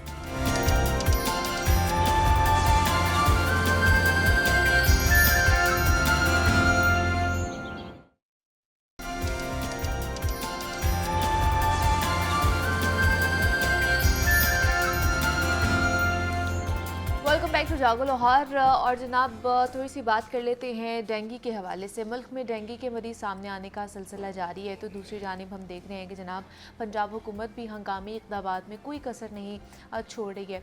हमारे साथ इस वक्त स्टूडियोज़ में ख्वाजा इमरान नज़ीर साहब मौजूद हैं, सूबाई वज़ीर हैं, दबंग बोलते हैं, और हम भी उनसे दबंग सवाल ही करेंगे। उनको वेलकम कहते हैं और उनके डेंगू के हवाले से तो बात करेंगे ही करेंगे, लेकिन पहले जो सवालात हैं मैं करना चाहती हूँ वो कीमतों के हवाले से, अद्वियात की कीमतों के हवाले से। जो पंजाब हुकूमत ने इजाफे का नोटिस लिया था उसमें क्या अपडेट्स हैं, उसमें फॉलो अप कैसा है और आवाम को किस तरह फैसिलिटेट किया जा रहा है, उस हवाले से बात करेंगे। और साथ ही साथ मोहम्मद बिलाल, नुमाइंदा लाहौर न्यूज़ ने भी हमें ज्वाइन किया है। तो ख्वाजा साहब आपको वेलकम कहते हैं जागो लाहौर में। कैसे हैं आप? ठीक है, बहुत शुक्रिया कि आपने हमारे लिए टाइम निकाला और इसके ऊपर बात करने के लिए आप यहाँ पर आए। बिलाल, आपको भी वेलकम कहते हैं जागो लाहौर में। ख्वाजा साहब, सबसे पहले डेंगू पर तो मैं बात करूँगी, लेकिन अद्वियात के हवाले से, जिसकी कीमतों के हवाले से आप लोगों ने नोटिस लिया है, क्या उसका अपडेट्स क्या है और फीडबैक क्या है उसका? बिस्मिल्लाह। देखें, चूँकि सबसे पहले तो मैं क्लियर कर दूँ कि जो अद्वियात की कीमतों का जो तयन है, हाँ जी। ये वफाक की हुकूमत करती है और ये सूबों के पास इसका कोई इख्तियार नहीं है। ठीक और है। ये फेडरल जो डिपार्टमेंट है ड्रैप जो है वो इसकी कीमतों का तयन भी करता है, जो इनकी लाइसेंसिंग है उसको भी ड्रैप ही ठीक है। जो है वो डील करता है। सूबा जो है वो अपने तय इसको मॉनिटर कर सकता है, और अगर कहीं पे हमें कोई शिकायत होती है तो हम अपना जो हमारा एक इदारा है PQCB उसमें इसको प्रोसीड कर सकते हैं। अच्छा। तो वज़ीर आला पंजाब मरियम नवाज़ साहबा ने स्पेशली अद्वियात के हवाले से जो इसका नोटिस लिया था, और जिस पे फिर मैंने पूरी तमाम की तमाम जो हमारी मार्केट है उनका मैंने सर्वे करवाया, और सर्वे के बाद हमने एक इनिशियल जो रिपोर्ट बनाई, उस रिपोर्ट में हमने कोई 25 से ज़ायद कंपनीज जो हैं उनको नोटिस किया। अच्छा। जिनका हमने ये ऑब्ज़र्व किया कि जो ड्रैप ने अद्वियात की कीमतें उनको उनका तयन किया है, जी। उस मुकर्ररा कीमत से ज़ायद कीमत पर जो है वो बेची जा रही हैं। तो उस पर अल्हम्दुलिल्लाह PQCB में उन तमाम को तलब कर लिया गया है, और उसका बाकायदा एक चूँकि कानूनी तरीकाकार मौजूद है, एक कोर्ट की तरह वो रन करती है। हमने एक एलिगेशन उन पर लगाया है, अपने जो फैक्ट फाइंडिंग है हमने उनको दी है। अब उन तमाम कंपनियों के जो नुमाइंदगान हैं वो फर्दर उसमें पेश होंगे, अपनी वजाहत देंगे। जो वजाहत देने में नाकाम होगा उसके खिलाफ हम कानूनी कार्रवाई करेंगे। अच्छा, ठीक है। और जो जिसकी वजाहत काबिल कबूल होगी उसको हम एक्सेप्ट करेंगे। लेकिन एक चीज़ यहाँ मैं बताता चलूँ कि अल्हम्दुलिल्लाह जब आपने काम करना होता है तो आपको अपने मैंडेट से तजावुज़ करना पड़ता है। वज़ीर आला पंजाब मरियम नवाज़ साहबा जो हैं एक डिफरेंट किस्म की सोच की हामिल हैं। वो इस बात को नहीं सुनती कि क्या किसका इख्तियार है। अच्छा। वो कहते हैं कि ये अवाम का जिस काम में फ़ायदा है वो होना हमने कर चाहिए, गुजरना सही है। है। तो डेट्स वाई आपने देखा होगा, बिलाल भी इस बात जी। के विटनेस हैं कि मुख्तलिफ आपके चैनल्स पे खबरें चली, कभी वेंटोलिन इनहेलर शॉर्ट हो गया, कभी पैनाडोल शॉर्ट हो गई, कभी कोई ऐसी चीज़ जो है वो मार्केट में इंसुलिन की कमी की बहुत बात हुई। तो मैंने चीफ मिनिस्टर साहबा की बैकिंग थी मैंने आउट ऑफ द वे जाके तमाम कंपनीज के मालकान से रब्ता किया, जो पाकिस्तान में जो उनके मालकान होते हैं, और जहाँ जहाँ शॉर्टेज थी उनको लाहौर बुलवाया और उनसे मैंने कहा कि आपके पास इतना वक्त है, आपने हर सूरत जो है इस शॉर्टेज को जो है वो पूरा करना है। मैंने उनसे उनके रिकॉर्ड्स तलब किए कि आपने प्रोडक्शन कितनी की, आपके पास लाइसेंस कितनी प्रोडक्शन का था। अच्छा। देखिए अगर एक कंपनी है मेरी या आपकी, तो हम जिम्मेदार हैं, हम ड्रैप से कहते हैं जी हम इतनी प्रोडक्शन करेंगे, आप हमें लाइसेंस दे दें। तो अगर मैंने उतनी प्रोडक्शन नहीं की तो कंपनी जिम्मेदार है। बिल्कुल और अगर ऐसे ही। कंपनी ने प्रोडक्शन करके डिस्ट्रीब्यूटर को दे दिया और डिस्ट्रीब्यूटर नीचे जो है वो सप्लाई नहीं दे रहा तो है, फिर उसका वो- जहीरा कर रहा है, तो हाँ। डिस्ट्रीब्यूटर जिम्मेदार ठीक है। है। तो हमने अल्हम्दुलिल्लाह इसकी एक ऐप डेवलप कर ली है ओके। हुकूमत पंजाब ने।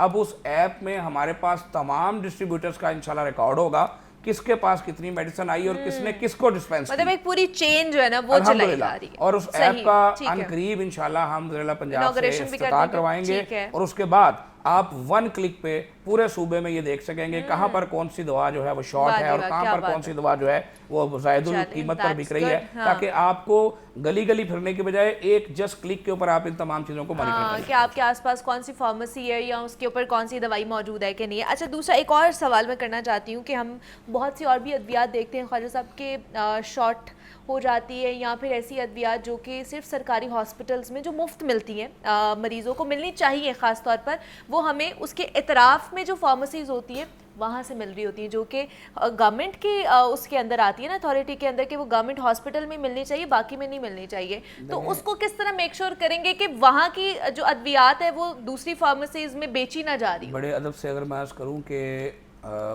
अगर आप जो बात जिस मसले की आपने निशानदेही की है, हेल्थ का सबसे बड़ा मसला ही है हाँ जी। कि हमारी अद्वियात जो चोरी हुकूमत होके या पाकिस्तान हाँ। या हुकूमत पंजाब हाँ। जिस तरह भी जो है वो मुहैया करती है, अगर वही सही तरीके से पेशेंट्स को मिल जाए तो बहुत बहुत उनका बात भला है, हो जाए। बिल्कुल ऐसे ही है। हमने महकमा प्राइमरी और सेकेंडरी हेल्थ केयर ने, जब मैं पिछली मरतबा मिनिस्टर था 2017-18 की बात कर रहा हूँ, तो हमने एक सिस्टम डेवलप किया था जिसको EMR कहते हैं। उसके अलावा हमने मेडिकल डिस्पेंशन का एक निज़ाम वज़ा किया था। अच्छा। अनफॉर्चुनेटली जब हम चले गए तो उस निज़ाम को साइड लाइन कर दिया गया, उसको फेंक दिया गया। ओके। दोबारा वापस आने के बाद पिछले चंद माह में हमने उस निज़ाम को दोबारा एक्टिव किया है। अब हर जो मेडिसिन है उसका रिकॉर्ड इलेक्ट्रॉनिकली हमारे अस्पतालों को रखना पड़ता है। सही। हम उन्हें EMR पे ले गए हैं, हमारे पास हर चीज़ का रिकॉर्ड है। हमारा एक डिपार्टमेंट हिजडू जो है पूरा इसके लिए काम कर रहा है, बिलाल उसको बड़ी अच्छी तरह जानते हैं। लेकिन उसके बावजूद जो हमारा, बड़े अदब से मैं अर्ज़ करूँ, हमारा अस्पताल का ही ऐसा अमला जो शायद MS नहीं होता या शायद कोई बड़ा अफसर नहीं होता, मैं बड़े माजरत से ये कह रहा हूँ, अच्छे लोग भी होते हैं, कम अच्छे भी होते हैं, लेकिन बदकिस्मती से हमारा लोअर स्टाफ इस बात में पूरी तरह मुलविस है। और अगर आप जाते जाते 2 इंजेक्शन अपनी जेब में रख के ले जाएंगे तो अल्लाह देख रहा है आपको और आप देख रहे हैं। तो हमने ऐसी बहुत सी चीज़ें पकड़ी हैं। अभी मैं आपको मुल्तान का एक किस्सा सुनाऊं कि मुल्तान में हमने इंसुलिन की जो चोरी पकड़ी है, 2.5 करोड़ की इंसुलिन मुल्तान में वेयर हाउस से चोरी कर ली गई। और चोरी कैसे की गई कि तमाम कॉटन जो पड़े थे, कॉटन पूरे के पूरे पड़े थे, अगर कोई कॉटन चोरी करता तो काउंटिंग में पता चल जाता। उन कॉटन्स में से 2-2, 3-3 वायल्स निकाल ली गई। यानी कि हमें शर्म भी नहीं आती। अब मेरे हलके में जहाँ मेरा सूबाई हलका है वहाँ हमारा कोट ख्वाजा सईद अस्पताल है, वहाँ पर एक हाफिज साहब थे। अच्छा। जो उन्होंने क्या किया कि एक बेचारी खातून गई, उसने कोई महंगा इंजेक्शन था जो कि हुकूमत पंजाब ने अवेलेबल कर रखा था, जिसकी प्राइस 8 से 10 हज़ार है। अच्छा। उन्होंने कहा जी ये तो अवेलेबल नहीं है, तो आप बाहर से ले लें। तो थोड़ी देर के बाद उनके दिल में क्या आया, उन्होंने कहा जी अगर हाँ अगर आप कुछ मुझे दे दें तो मैं आपको यहाँ से दे देता हूँ। तो 8,000 रुपया रिश्वत वसूल की और वो सरकारी इंजेक्शन जिसके ऊपर लिखा हुआ नोट फॉर सेल वो उनको दे दिया। मैंने उसकी फौरी इंक्वायरी की और उस बंदे को काउंटेबल किया। आपकी सोच होगी मुझे किस किसने सिफारिश नहीं की। अच्छा। कईयों ने मुझे यहाँ तक कहा ओ जी कोई बात नहीं जी हाफिज है। तो मैंने कहा ये तो और ज्यादा बुराई की बात है कि एक बंदे के सीने में कुरान है और उसे शर्म नहीं आ रही है, वो करप्शन कर रहा है। तो ऐसे सैकड़ों लोग मौजूद हैं।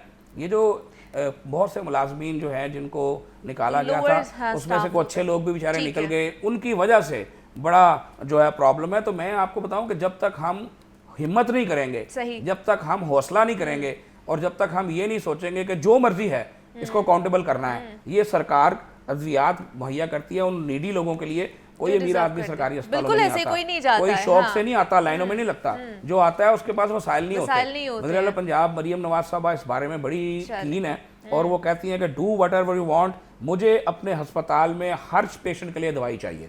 और आप देखें कि आज से 8, 9, 10 माह पहले अगर आप पीछे चले जाएं तो अस्पतालों का हाल ये था कि आपको बहुत सारी इमरजेंसीज में जो है वो बेसिक लाइफ सपोर्टिंग मेडिसिन भी अवेलेबल नहीं होती थी। अल्हम्दुलिल्लाह मरियम नवाज साहबा ने आते साथ ही एक अच्छी खासी रकम जो है वो इसमें इन की है, और आज मैं दावे से कहता हूँ कि मेरे primary and secondary health care के अस्पताल, मैं टीचिंग अस्पतालों की बात नहीं कर रहा, वो सलमान साहब के पास है, वो उसका जवाब वो देंगे, वहाँ भी बेहतरी हुई है। लेकिन जो मेरे पास अस्पताल है, कसूर का है, हानेवाल का है, मुल्तान का है, लाहौर में 6 है मेरे पास, वहाँ पर अल्हम्दुलिल्लाह 90% से ज़्यादा एसेंशियल ड्रग लिस्ट जो है वो हमने अवेलेबल वो नज़र भी आती है, ग्राउंड रियलिटीज़ हमें नज़र भी आती है। तो बिलाल आपकी तरफ आऊँगी, आपको भी इन कॉन्वर्सेशन ले लेते हैं। डेंगू की सूरत हाल, अद्वियात पे काम कर लिए, डेंगू की सूरत हाल जिसने हमने पहले भी बात की थी, 20,000 से ज़ायद हॉट स्पॉट्स हैं यहाँ पर मौजूद है, क्या सूरत हाल है, हॉस्पिटल्स की क्या सूरत हाल है, बताइए हमें। देखिए मुनीबा, आज ख्वाजा इमरान नज़ीर साहब बैठे हैं, ये प्राइमरी एंड सेकेंडरी के मिनिस्टर हैं जी, और मैं ये देखता हूँ कि इनके ऊपर जो ज़िम्मेदारी है, अगर महकमा सेहत की बात करें तो सबसे ज़्यादा है, जो कि 70% बनती है। अच्छा। और 30% जो ज़िम्मेदारी है वो स्पेशलाइज की बनती है। वो इस तरह बनती है कि प्राइमरी एंड सेकेंडरी को के अंदर जो चीज़ें हैं वो प्रिवेंशन है सबसे ज़्यादा। और आपको पता है कि इस वक्त पंजाब की और पाकिस्तान की बात करें तो इट मीन्स इसमें कोई शक नहीं कि हमें 500-600 अरब का बजट है महकमा सेहत के पास, ये आप 6 गुना भी कर लेना तो नया इंफ्रास्ट्रक्चर भी बना लें तो फिर भी कम है। जवानों की सेहत ख्वाजा साहब मुस्कुरा रहे हैं। नहीं, मैं बिल्कुल एग्री करता हूँ बिलाल की बात से, और इसमें कोई दो राय नहीं है कि हम अगर फॉर एग्जांपल मैं आपको सादा लफ्ज़ों में समझा देता हूँ, ये आम आवाम के लिए भी है। अगर किसी शख्स को बीमार होने से पहले बचाना है, फॉर एग्जांपल हम डेंगू की बात करते हैं, तो डेंगू के जो SOPs हैं बड़े सादा हैं कि जो घर आपका है, जो मेरा है, जो बिलाल का है, हम सिर्फ एज अ शहरी अपने अपने घर का, हम अपने बच्चों का ध्यान रखते हैं, अपने बहन भाइयों का ध्यान रखते हैं। हम घर में सिर्फ 5-7 चीज़ों को हफ्ते में एक मरतबा नज़र मार लेना कि यार मेरे घर में कोई टायर तो नहीं पुराना पड़ा हुआ, मेरे घर में कोई ऐसा पोर्ट तो नहीं है जिसमें पानी पड़ा रह गया है, उसमें डेंगू मच्छर पनप सकता है, या मेरे घर में अगर एयर कूलर में गर्मियों में चलाता था तो मैंने उसको जब बंद कर दिया है तो उसमें कहीं पानी तो नहीं पड़ा हुआ। ये 4-5-6 चीज़ें ऐसी हैं कि जिनको हम कर लें, जो नबी पाक सल्लल्लाहु अलैहि वसल्लम ने भी हमें सिखाया कि सफाई निस्फ़ ईमान है, तो यकीन करें कि हम डेंगू के डंग से बच जाएंगे। लेकिन अल्लाह ना करे अगर वो मच्छर आपको काट ले तो जिस तकलीफ और अजियत से आपने गुजरना है, और ये जानलेवा भी साबित हो सकता है। तो कहने का मकसद ये है कि अगर हम थोड़ी सी एहतियात करें तो ख़र्चा भी नहीं होता और हम मुसीबत से भी बचते हैं। इसी तरह हेपेटाइटिस का मामला है, कुछ चीज़ों की एहतियात है, कुछ हुकूमत का फ़र्ज़ है, साफ़ पानी की फराहमी गवर्नमेंट का फ़र्ज़ है, और जिसके ऊपर मैं समझता हूँ कि हम पूरी तरह आज तक कामयाब नहीं हो सके। अपना फेलियर भी तस्लीम करना चाहिए। जितनी हुकूमतें आई हम सारे मिलके भी अब तक आप अपने शहरियों को साफ पानी अनफॉर्चुनेटली नहीं दे सके। अगर मैं यहाँ पर झूठ बोलूँगा तो लोग मुझे लान तानी करेंगे, लेकिन बात को सच को करना चाहिए। इसके ऊपर हम पूरी तरह वॉर फुटिंग पे काम कर रहे हैं। अगर आपको किसी शहरी को हेपेटाइटिस से बचाना है ना, तो शायद आपका एक बड़ा ही मिनिमम सा उसके ऊपर एक्सपेंडिचर होगा, लेकिन अल्लाह ना करे जब उसका जिगर ख़राब हो जाए और उसको लिवर ट्रांसप्लांट कराना पड़ जाए तो वो 50 लाख से 1 करोड़ तक का खर्चा है। तो मुझे बताएं कि कौन सी हुकूमत है जो 50 लाख और 1 करोड़ दे सकती है? तो क्या उससे बहुत बेहतर नहीं है कि हम सब प्रिवेंशन पे काम करें, अपने लोगों को मरीज बनने से पहले बचाएं। प्राइमरी और सेकेंडरी हेल्थ केयर का मिशन भी यही है। वो तमाम प्रोग्राम जिनकी अभी बिलाल ने बात की, मैं फिर बात करता हूँ तो लोग शायद उसको सियासी समझ लें, लेकिन मुझे तकलीफ होती है कि इन तमाम प्रोग्राम्स को 17-18 में हम फुल स्विंग पे चला कर गए थे। मैं आप एक मिसाल देता हूँ कि प्राइमरी और सेकेंडरी में मैं प्रोग्राम लेकर आया था कि जितनी बार्बर शॉप्स हैं, जितने ब्यूटी पार्लर्स हैं, वो तमाम के तमाम एक लाइसेंस लेंगे जिसकी हम कोई फीस भी नहीं रखेंगे। उस लाइसेंस में उनको कारोबार करने के लिए वो लाजमी होगा और हम उनको मंथली चेक किया करेंगे कि उनके ये तमाम SOPs पे अमल हो रहा है। मिसाल के तौर पे जो बार्बर शॉप हैं वो बहुत सारी बीमारियां फैलाने का बायस बनते हैं। अगर आप वो ब्लेड तब्दील ना करें, अगर आप वो जो पानी है वो उसको 2-2 तो 4 दफ़ा इस्तेमाल कर लें, अगर आप कुछ ऐसी चीज़ें जो बहुत लो क्वालिटी की हैं अगर वो इस्तेमाल कर लें तो हेल्थ हैजर्ड हो जाती हैं। तो उस प्रोग्राम को बंद कर दिया गया हमने। पिछले जो माशाल्लाह जो नेक लोग थे, आला तरीन लोग जो आए थे, हम तो गलत किस्म के लोग हैं, तो जो बहुत नेक अल्लाह के वली आए थे जो अभी सीख रहे थे, वो बुज़दार साहब कहते थे ना कि मैं सीख रहा हूँ, तो उसके बाद चौधरी भी आए इस मुल्क में। उन लोगों ने प्रैक्टिकली सिर्फ इतना किया कि इन प्रोग्राम्स को फाइलों में बंद करके अलमारियों में ठोंस दिया। 4-4.5 साल इस मुल्क में और सूबे में जो तबाही हुई है, मैं आपको सिर्फ एक मिसाल देता हूँ कि वैक्सीनेशन जो बच्चों को हम पोलियो समेत बाकी वैक्सीनेशन देते हैं, खसरा, मीजल, दूसरी चीज़ें, शहबाज शरीफ साहब ने जब 2013 में दूसरी हुकूमत में जब उन्होंने देखा कि 2013 में जो वैक्सीनेशन की पंजाब में शरह थी वो 40 से 42% थी। ठीक है, सब ने मिलकर काम किया, हमने EPI सिस्टम लेकर आए, ई-वैक्स प्रोग्राम लेकर आए। उसके बाद जब हम 18 में जा रहे थे सही। उस शरह को 40% से उठा के अल्लाह के फजल से 85% पर लेकर गए थे। और जब हम वापस आए अच्छा, अनफॉर्चुनेटली अच्छा। जब जून 2022 में जब केयर टेकर गवर्नमेंट आती है तो उस सर्वे में जो हम आगा खान से कराते हैं वो शरह ड्रॉप होके दोबारा 68% पे आ चुकी थी। और आज कम हो गई। अल्लाह के फजल से दोबारा से चंद फिर माह चली में उस शरह को दिन रात की मेहनत से दोबारा 90% पर क्या लेकर बात है, गए। क्या तो बात है। आगे अब लोगों की मर्जी है, लोगों क्या को अगर करना है, सीखने हाँ। वाले चाहिए, चले। लोगों को अगर उस शरह को ड्रॉप करने वाले चाहिए तो लोगों की मर्जी। अच्छा, मुझे डेंगू के हवाले से बताएं। कल एक न्यूज़ भी हम लोगों ने ब्रेक की है कि डेंगू मुलाजमीन काम करने वाले कम हैं और घूस मुलाजमीन ज़्यादा हैं, जो मुफ्त खोर है वो ज़्यादा है। तो इस हवाले से ये जो घूस मुलाजमीन निकले हैं, ये इस दफ़ा उनकी भर्तियाँ हुई हैं, पिछली गवर्नमेंट में अच्छा, उनकी ये मैं भर्तियाँ हुई आपको थी। बताऊं कि ये 2023 की भर्ती थी। मैं किसी गवर्नमेंट को इस पे एलर्ज नहीं करता, ये एक प्रोसीजरल गलती है। अच्छा। लेकिन इसमें जो लफ्ज़ घोस्ट है ना, थोड़ा सा मुझे उस पर एतराज़ है, क्योंकि घोस्ट वो होता है जो आता ही नहीं है। अच्छा। यानी वो होता ही नहीं है, उसका अच्छा। वजूद नहीं होता, अच्छा। उसकी मुफ्त की तनख्वाह तो खाई ये आ जाती रहे है। इनका इशू ये है कि जब ये भर्ती हुई थी तो बिलाल को ज़्यादा पता होगा कि उसका जो ऐड दिया गया था उस ऐड में लिखा था कि आपके पास एंड्रॉयड फ़ोन होना चाहिए, ठीक है, और आप अपने एंड्रॉयड फ़ोन से अपनी जो एक्टिविटी है उसको टैग करेंगे। मॉनिटर करें, ठीक अब है। आजकल आपको पता है कि हर शख्स के पास फ़ोन है और व्हाट्सएप भी लोग जी, इस्तेमाल जी। करते हैं और टिकटॉक तो बहुत बहुत इस्तेमाल करते हैं इस्तेमाल किया माशाल्लाह। जाता है। जिसके पास कुछ नहीं है उसके पास भी टिकटॉक है।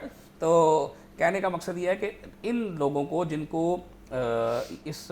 जब ये हमारी गवर्नमेंट आई है तो हमने इसके ऊपर एक ऑडिट किया है। ठीक। और CEO लाहौर को खास तौर पे मैंने टास्क दिया था, जब मैंने इसको लगाया है तो मैंने इनको कहा कि आप एक अच्छे डायनामिक ऑफिसर हैं, तो आप सबसे पहले तो ये देखें कि इन लोगों को सैलरीज नहीं मिलती। ये हर वक्त ये रोते हैं कि हमने 9 माह काम किया। होता ये था सैलरी से, हमसे पहले कि 9 माह बेचारों से काम लेते थे, किसी को 2 माह की सैलरी मिलती थी, किसी को 3 की मिलती थी, किसी को मिलती नहीं थी। तो लोग बेचारे जलील और रुस्वा हो जाते थे। तो हमने कहा कि आप जो बंदा काम करता है उसको सैलरी मिले, जो काम नहीं करता उसको ना मिले। अब इन्होंने क्या किया है कि जिन्होंने एंड्रॉयड की एक्टिविटीज टैग की हुई थी, जो अपना काम साबित कर सके कि हाँ मैंने काम किया है, ये मेरी एक्टिविटी है, उनको सैलरी थ्रू बैंक अकाउंट मिल गई है। लेकिन जो अपनी एक्टिविटी साबित नहीं कर सके, इसमें हो सकता है कुछ लोग ऐसे भी हों जिन बेचारों ने काम किया लेकिन उन्होंने अपनी एक्टिविटी अपलोड नहीं की। लेकिन चूंकि हमने इस अमल को एक शफाफ अमल बनाना था, इसके ऊपर बहुत सारे क्वेश्चन मार्क और स्टिग्मास लगे हुए थे और माजी में ये डाके पड़ते रहे हैं। माजी में लोग तनख्वाहें खाते रहे हैं, जो सरकारी मुलाजमीन है उनकी इंक्वायरियां भी चली, सारा सब लोगों के इल्म में है। हमने सिर्फ ये किया है कि अब जो काम करे और अपना काम बता दे वो हमसे, मतलब जो काम करेगा वही तनख्वाह लेगा, जो काम करेगा वो तनख्वाह लेगा।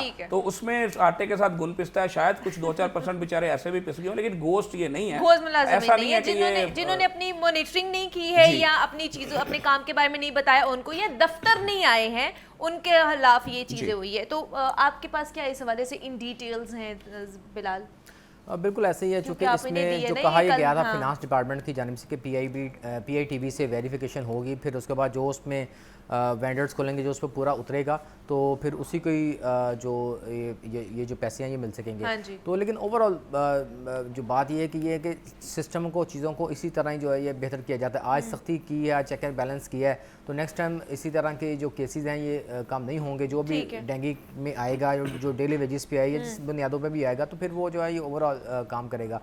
तो जिस तरह आपको पता है कि ख्वाजा साहब बैठे हैं कि जिस तरह पंजाब की सिचुएशन है हेल्थ में, चूँकि बहुत ज़्यादा फोकस हर गवर्नमेंट का रहता है, और मैं ख्वाजा साहब के तवज्जो से बताना चाहता हूँ कि हमने बहुत ज़्यादा कोशिश की थी, चूँकि कैंसर का ये मंथ भी चल रहा है। हाँ और मुख्तलिफ़ किस्म के कैंसर्स भी पाकिस्तान में पंजाब में बहुत तेज़ी से फैल रहे हैं, ख़ासकर जो ब्रेस्ट कैंसर है इसका भी ये मंथ है, ब्रेस्ट कैंसर के अवेयरनेस का भी।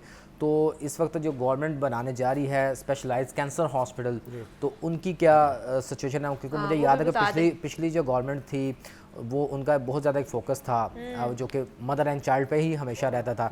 मुझसे अक्सर जो लोग पूछते थे कि इस मिनिस्टर में और उन मिनिस्टर्स में क्या फ़र्क। पहले मैं पूछता था इन दोनों मिनिस्टर्स में से अगर कोई एक ही बात करें तो उनमें मैं कहता हूँ ख्वाजा इमरान नज़ीर साहब, फिर अगर ये मेरा छोटा भाई है, इसलिए ज़्यादा प्यार मैडम यास्मीन राशिद की बात करें तो वही इनकी वाइब्रेंट और जो विजिलेंट है हाँ ये बहुत जी। ज़्यादा है। ये बात सुनते हैं, अंडरस्टैंड करते हैं। कुछ एक ये नहीं कि होता है कि हम हरफन मौला है, अकल कुल है, हाँ। वो नहीं है। तो इस वजह से इस चीज़ों को बड़ा स्मूथ तरीके से लेके जा रहे हैं। कुछ चीज़ें होती है जो आप टाइम टेकिंग होती हैं, लॉन्ग टर्म जिनके इफेक्ट होते हैं। हाँ, इनका policies कुछ जो बनानी मिनिस्ट्री पड़ती है, है, जो बिल्कुल। डिपार्टमेंट है, ये वो चलिए है। पूछ लेते हैं क्योंकि लास्ट में चल रहा है, तो सर इस पे बताएं। देखें कैंसर मरीम हॉस्पिटल नवाज पे। साहबा जब सीएम बनी हैं तो उनकी बड़ी शदीद ख्वाहिश थी कि पंजाब में सरकारी सतह पर एक भी कैंसर हॉस्पिटल नहीं था। और आपको याद होगा कि जब शहबाज शरीफ साहब अपने एंड वाले टेन्योर में जब ख़त्म हो रहा था तो उन्होंने कहा कि मुझसे एक हसरत मेरी रह गई कि मैंने पंजाब में बहुत काम किया लेकिन मैं कैंसर हॉस्पिटल नहीं दे सका। तो यहाँ पे आपको पता है कि कैंसर हॉस्पिटल्स का बड़ा मंजन बिका है। अरबों डॉलर लोगों के जो है वो चंदे के नाम पे लिए गए हैं और शायद को 100, 150, 200 बेड का अस्पताल था। हम अल्हम्दुलिल्लाह ठीक है। पंजाब के बनाया गरीब जा रहा है। लोगों के लिए, नादार लोगों के लिए और पंजाब की आम आवाम के लिए 650 बेड का cancer hospital Nawaz Sharif cancer care hospital इंशाल्लाह लेकर आ रहे हैं। ठीक और है उसकी जी, तामीराती काम का आगाज़ इंशाल्लाह अगले माह से होगा और 1 साल में हम उस अस्पताल को इनिशियली स्टार्ट करके दिखाएंगे और 1.5 साल में हम उसको चलें। पूरा करके दिखाएंगे। बहुत शुक्रिया जी। ख्वाजा इमरान नज़ीर साहब हमारे साथ मौजूद है। सर बहुत शुक्रिया, आपने टाइम निकाला हमारे लिए। और बिलाल भी हमारे साथ मौजूद है। बिलाल आपका भी बहुत शुक्रिया। इसी नंबर मुझे इजाज़त दीजिए, अपना ख्याल रखिएगा। अल्लाह हाफ़िज़।